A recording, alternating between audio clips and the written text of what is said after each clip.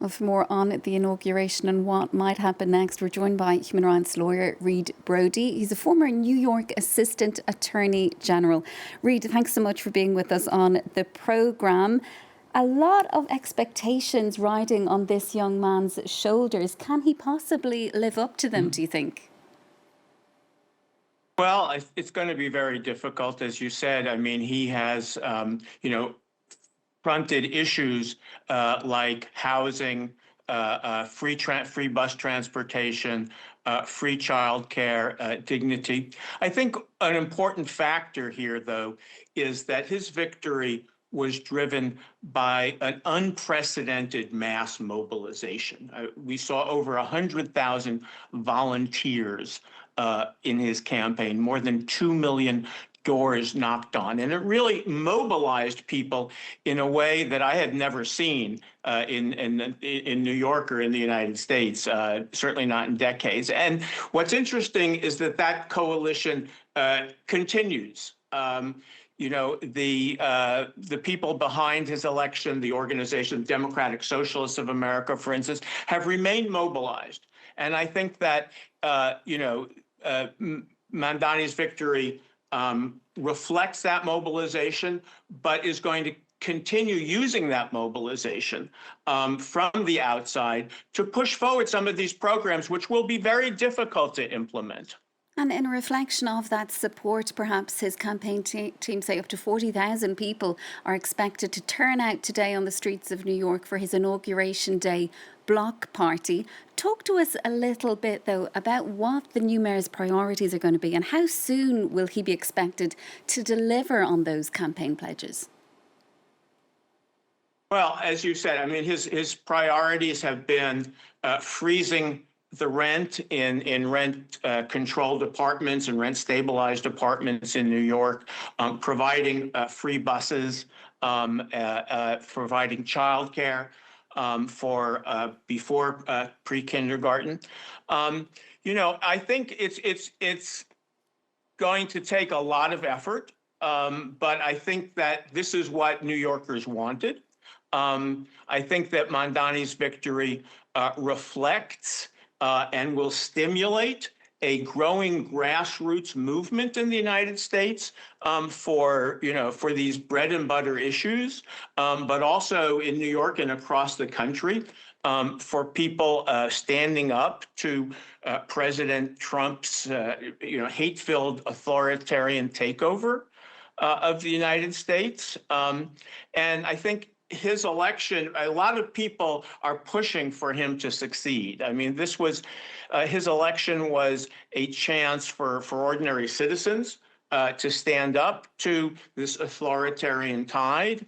I mean, we are living in a very dangerous moment in the United States with a president, who is trampling on the Constitution, obliterating checks and balances, arresting our immigrant neighbors in often very cruel ways, attacking the free press, turning Americans against each other, enriching himself and his family in ways that would have been impossible a few years ago. And up until recently, what we had seen around the country was that many of the traditional counterweights were capitulating.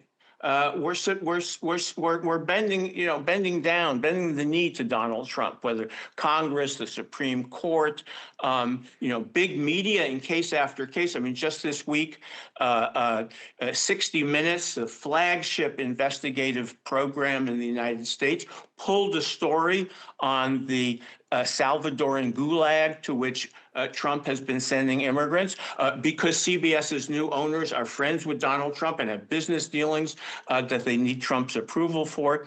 And we're seeing big tech, big universities.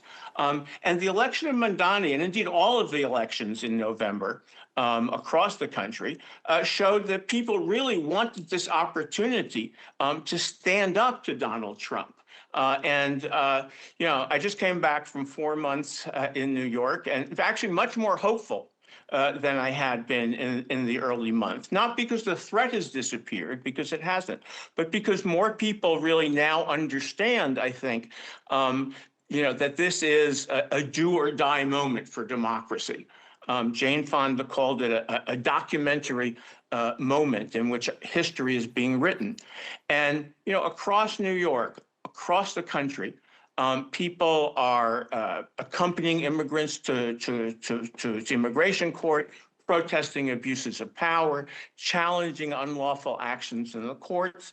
We had a mass mobilization, King's Day, in which there were 7 million people. So I think this is part of a tide, and I think that tide is going to help him in New York. I think, you talked about the meeting he had with Donald Trump. Everybody was really afraid in New York that Donald Trump, who has become a master at using all of the levers of federal government, was going to attack New York.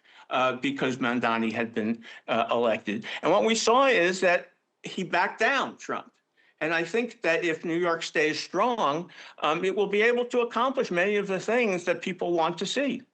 And Reid, Democrats will, of course, be watching very closely to see what the mayor does next. What do they really need to learn from his campaign and just the support that he's managed to bring with him into office?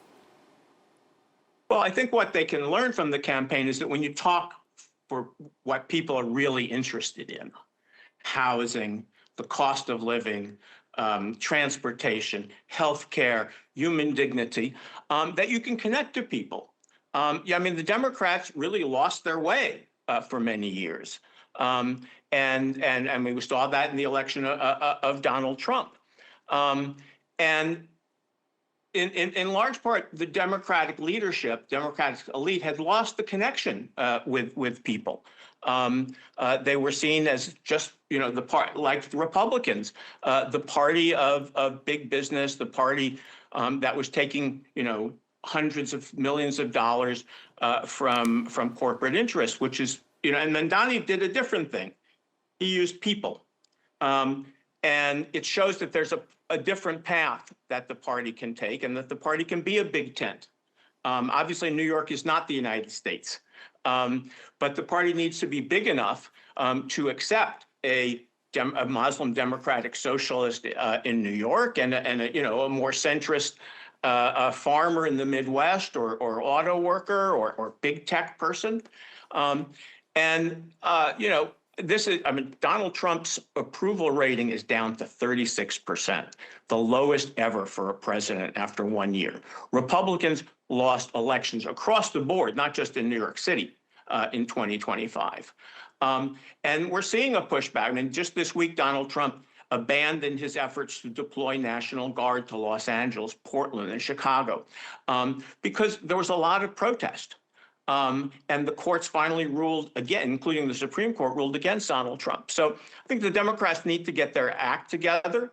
Another big issue that was crucial for Mamdani's victory was Palestine, was Gaza. Now, it doesn't have a lot to do with New York City necessarily, but it showed that he was willing to stand up for his principles. One of the big reasons that Democrats lost, that Kamala Harris lost, was because she and the party were so far away from where Democratic voters are on U.S. support for the genocide in Gaza. So I think it shows that there is another path for the Democratic Party to take.